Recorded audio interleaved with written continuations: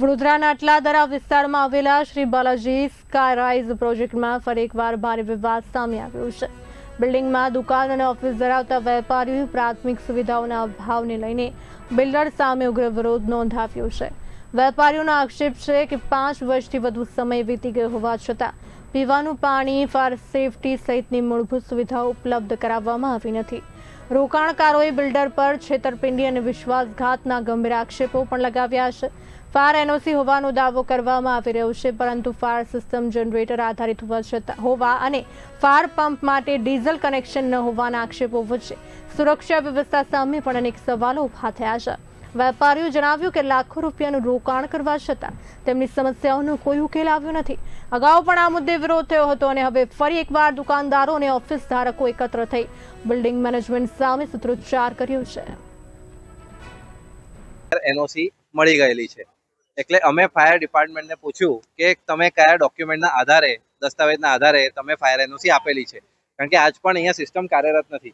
તો પહેલી વખત ફાયર ડિપાર્ટમેન્ટે 9/6/2024 રોજ એનઓસી આપી। 10/6 ડિપાર્ટમેન્ટે એવું જણાવ્યું કે મોટાભાગની ખામીઓનું યોગ્ય રીતે પાલન થઈ ગયેલું છે। એટલે અમે પાછું ડિપાર્ટમેન્ટના મોઢામાં આંગળી નાખીને પૂછ્યું કે કઈ ખામીઓ હતી જે બાકી હતી ને પૂરી થયેલી છે। એટલે ડિપાર્ટમેન્ટે અમને 4 ખામીઓની લિસ્ટ આપી। અમે પાછો એક અરજી કરી। એ અરજીમાં અમે પૂછ્યું કે તમારી ખામીઓની લિસ્ટમાં એક પાછળ ઇમરજન્સી સ્ટેરકેસ બાંધવાની પણ રિક્વાયરમેન્ટ હતી કે નથી। એટલે ડિપાર્ટમેન્ટે એના પછી એક રિપ્લાય આપ્યો કે એ પાછળ ઇમરજન્સી સ્ટેરકેસ બાંધવા માટે ડિપાર્ટમેન્ટને બિલ્ડરે એક બાંહેધરી પત્ર આપ્યું છે, એફિડેવિટ આપ્યું છે, અને એફિડેવિટના આધાર પર એક એનઓસી અપાઈ છે। એફિડેવિટની કોપી ત્યારે પણ ના અપાઈ। અમે આરટીઆઈ કરી તો એફિડેવિટની કોપી અપાઈ। એફિડેવિટમાં એવું કીધેલું છે કે ભાઈ અમે 6 મહિનામાં એક ઇમરજન્સી સ્ટેરકેસ પાછળ ઊભો કરી દઈશું, એ પણ ફક્ત 6થા થી 13મા માળ સુધી, જ્યારે કાયદો એવું કહે છે કે સ્ટેરકેસ ઉપરથી નીચે સુધી સળંગ હોવો જોઈએ।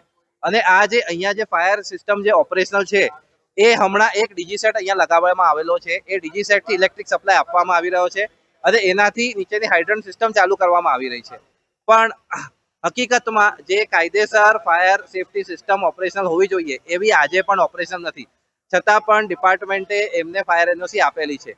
એના માટે અમે અહીંયા ભેગા થયા છીએ કે આવા અપૂરતા સિસ્ટમ અને દસ્તાવેજોના આધારે અગર ફાયર એનઓસી અપાય તો અમે જે પ્રોપર્ટીના માલિકો છીએ, અમારી જાનનો જોખમ થાય એની જિમ્મેદારી કોણ લેશે? તંત્ર એવું કહે છે કે આની જિમ્મેદારી બિલ્ડર અને ઉપયોગકર્તાઓની રહેશે, પણ જ્યારે ચકાસણી કરવા માટે આવે ત્યારે તેમની જિમ્મેદારી થાય કે બરાબર રીતે ચકાસણી થાય સિસ્ટમની અને બરાબર અમલ